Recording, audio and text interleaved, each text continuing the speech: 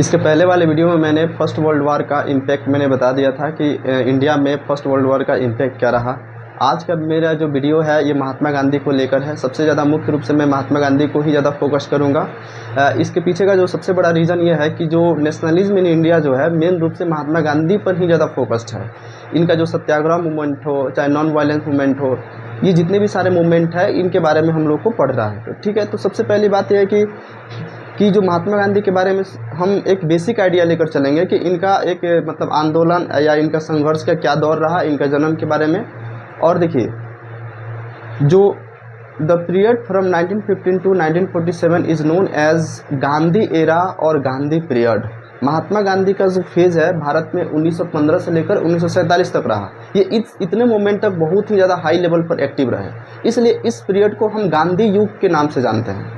1948 में इनको क्या किया, नाथूराम गोडसे ने इनको गोली मार के क्या कर दी, हत्या कर दी, है कि नहीं। तो ये 1947 तक ही इनका सबसे ज़्यादा मेन फेज रहा, ठीक है। अब लेकिन 1915 से पढ़ना है 1947 तक। उसके पहले क्या, उसके पहले ये कहाँ थे, इनका जीवन का शैली क्या था। तो देखिए, महात्मा गांधी जो सबसे पहली बात तो यह है कि इनको बापू के नाम से जाना जाता है और इनका जन्म 2 अक्टूबर 1869 को पोरबंदर के गुजरात में हुआ था। महात्मा गांधी का जन्म कब हुआ था, 2 अक्टूबर 1869 को पोरबंदर में हुआ था, जो कि अभी वर्तमान समय में कहाँ है, गुजरात में है।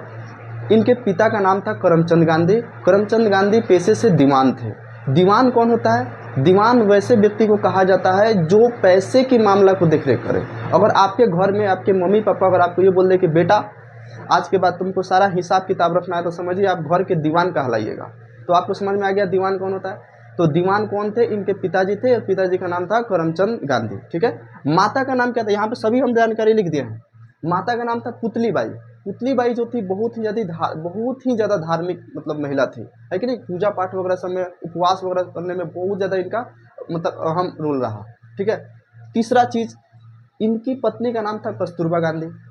कस्तूरबा गांधी से विवाह जो इनका हुआ था बहुत ही कम उम्र में हो गया था, बहुत कम उम्र में बाल विवाह के शिकार थे। और इन्होंने खुद अपनी किताब जो ट्रूथ विथ माय एक्सपेरिमेंट यानी सत्य के साथ मेरा प्रयोग जो है, इन्होंने बहुत ही पुरजोर तरीके से विरोध किया है कि हाँ, बाल विवाह नहीं होना चाहिए, जो चाइल्ड मैरिज होता है वो नहीं होना चाहिए। हालांकि ये खुद महात्मा गांधी इसके क्या रहे, शिकार रहे, ठीक है। तो हमने इनके बारे में समझ लिया कि हाँ, इनका जन्म, इनका पिताजी का नाम, माता का नाम और पत्नी का नाम, ठीक है, ये समझ गए। तो ये इतना आप लोग को याद रखना है।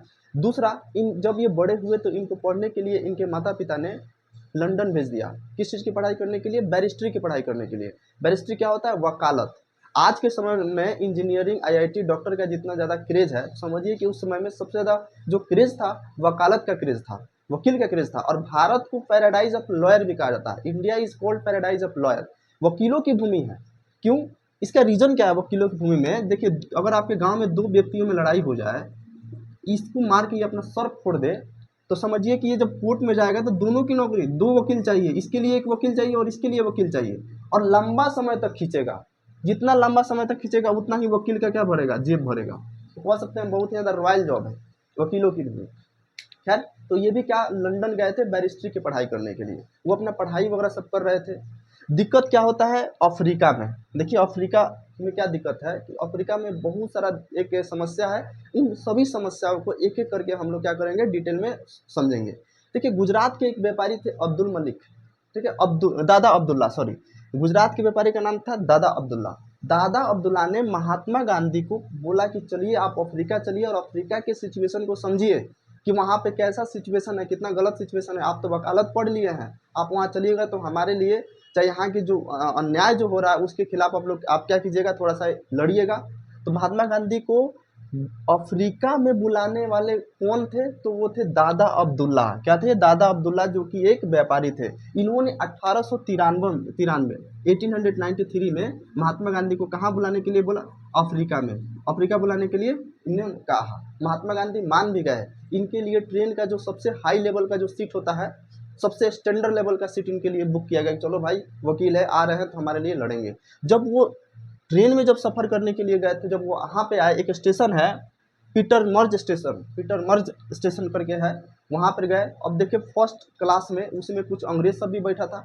अंग्रेज सब बैठ रहा है, देख रहा है कि बाप रे ये तो ब्लैक आदमी, why this person is available in this bogie, in this coach, है कि नहीं। उनको गुस्सा आ गया, बोले कि तुम यहाँ पे चढ़ कैसे गए। अब महात्मा गांधी बोले कि अच्छा कोई बात नहीं, मेरे पास टिकट है, देखिए आप तो टिकट, आपको टिकटे से ना मतलब है, देखिए मेरे पास टिकट है। वो बोला कि हम लोग, तो महात्मा गांधी उतरे तो बोले कि बस, और उनको पूरा टेंशन हो गया, बोले कि क्या हो रहा है, इस देश में इतना ज़्यादा भेदभाव हो रहा है, सचमुच इस देश में बहुत बड़ी समस्या है। वो इतना ज़्यादा टेंशन में रहे कि रात भर उनको वहाँ पर समझिए वहीं रात बिता दिए। अब उनको जाना था अफ्रीका में, वहीं पे। अब सोचे कि हम यहाँ पे लोग क्या कर रहा है, स्वागत कर रहा है कि महात्मा गांधी आने वाले हैं, गांधी आने वाले हैं, है कि नहीं।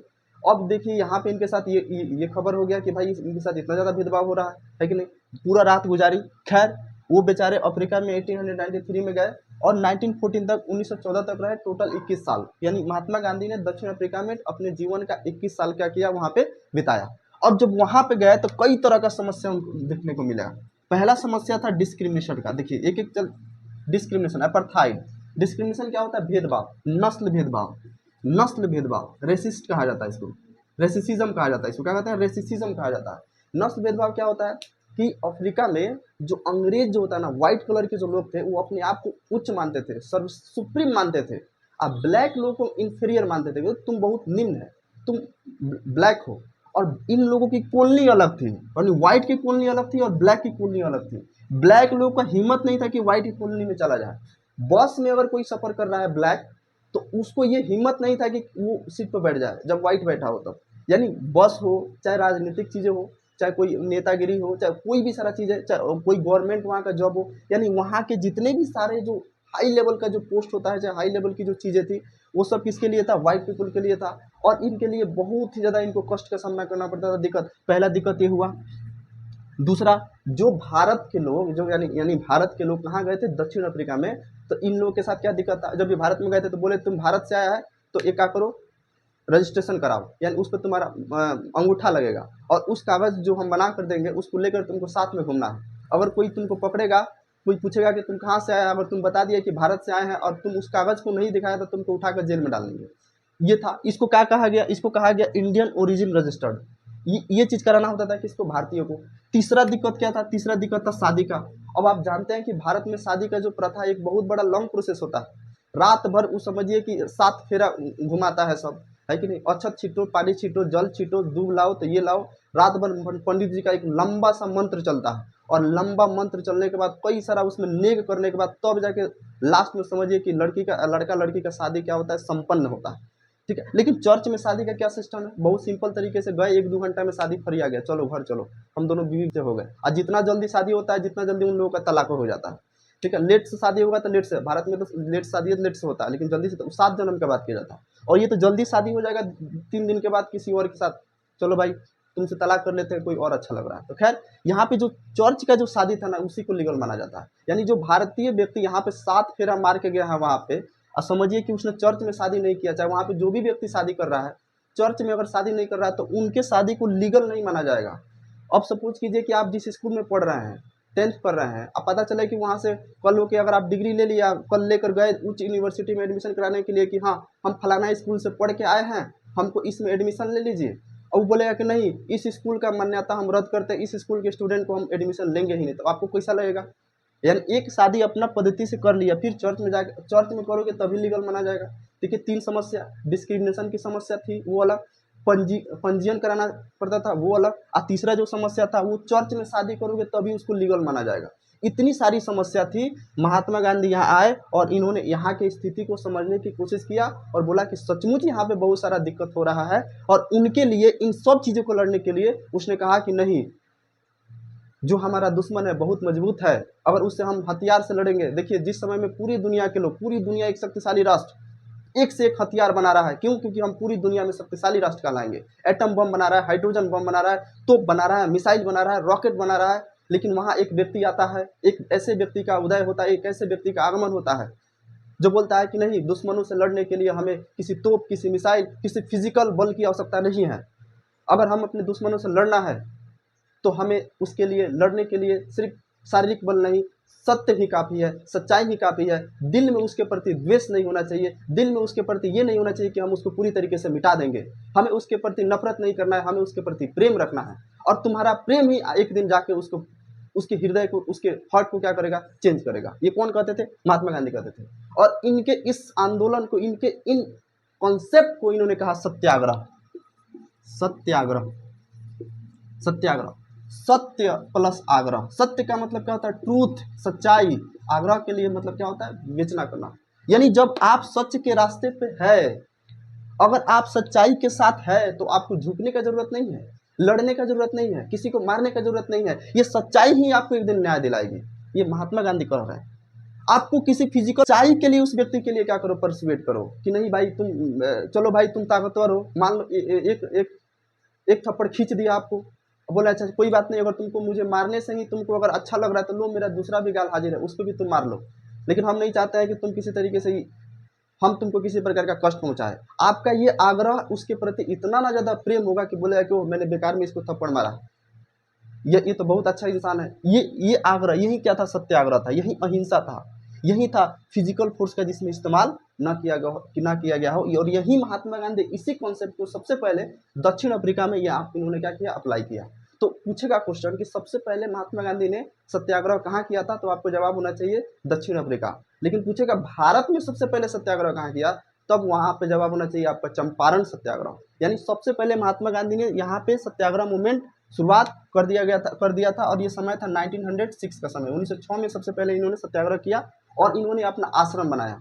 आश्रम जहाँ पे आश्रम किसके मदद से? वहाँ से जितने भी सारे लोग धनी लोग थे, व्यापारी लोग थे, तो इन्होंने क्या किया? इनको चंदा दिया और उस चंदा के नाम पे इनको क्या बनाया गया? फिनिक्स आश्रम बनाया गया। देखिए फिनिक्स आश्रम डरबन में, टॉल्स्टॉय फॉर्म बनाए 1910 में, 1904 में ये फॉर्म बनाए। इतना ज़्यादा जरूरी नहीं इसको समझना, बस इसको इतना बस समझ लीजिए जितना मैंने आपको बताया। तो चलिए मैं इसको एक बार खूब अच्छा से मैं आपको रिकेप कर देता हूँ ताकि इसको एक सिंपल भाषा में आपको समझ में आ जाए। हम लोग पढ़ रहे हैं महात्मा गांधी के बारे में।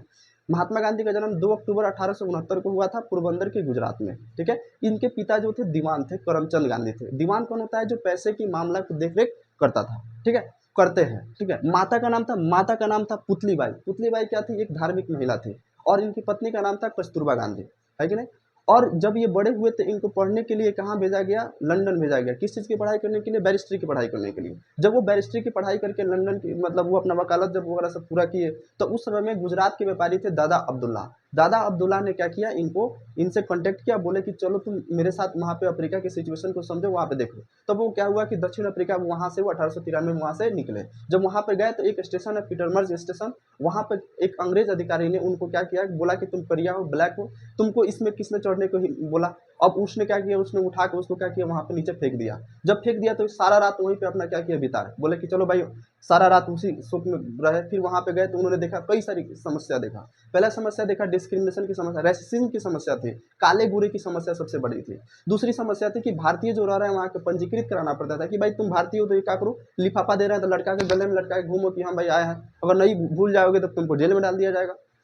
तीसरा समस्या था विवाह का समस्या था। चर्च में जो शादी होगा उसी को लीगल मानेंगे, जो चर्च में शादी नहीं होगा वो इलीगल होगा। तो महात्मा गांधी ने इन सभी समस्याओं से लड़ने के लिए जिस बल का प्रयोग किया वो कोई शारीरिक बल नहीं था, बल्कि वो ऐसा बल था, वो सत्याग्रह का बल था। सत्य के लिए आग्रह करना, किसी फिजिकल फोर्स की आवश्यकता नहीं है जीतने के लिए। तुम्हारा सत्य का आग्रह ही तुम्हारे दुश्मन के हृदय को क्या किया करेगा? परिवर्तन करेगा। ठीक है। ये कहते थे कि दुश्मन को मत मारो, दुश्मनी को मिटाओ, है कि नहीं। इनेमी को खत्म मत करो, उसके अंदर कुछ ऐसा डाल दो कि एक दिन तुमसे कहे कि नहीं भाई तुम सही थे। ठीक है। ये सब चीज़ था। तो मैंने इसको मतलब 1915 से पहले जो महात्मा गांधी कहाँ थे, मैं इस तरीके को मैंने इन सभी कॉन्सेप्ट मैंने आपको बता दिया। अब मैं समझाऊंगा इसके बाद कि 1915 से लेकर 1947 तक अब महात्मा गांधी कहाँ एंट्री करेंगे? इंडिया में एंट्री करेंगे। तो अब ना वहाँ से समझिए कि हाँ महात्मा गांधी केम इन इंडिया इन 1915, है कि नहीं, कहाँ से? अफ्रीका से। अब वहाँ से ना आप लोग समझिएगा, क्योंकि एनसीईआरटी का बुक सीधे लिखता है कि 1915 में महात्मा गांधी कहाँ है? चंपारण है, मतलब इंडिया है, वहाँ से शुरू होता है। लेकिन उसके पहले का बेसिक जो जानकारी है जो सबको पता होना चाहिए। ठीक है। चलिए आज हम इस लेक्चर को यहीं पे कंप्लीट करते हैं। नेक्स्ट वीडियो में फिर उसके बाद से आगे का हम लोग चैप्टर समझेंगे। Thank you so much.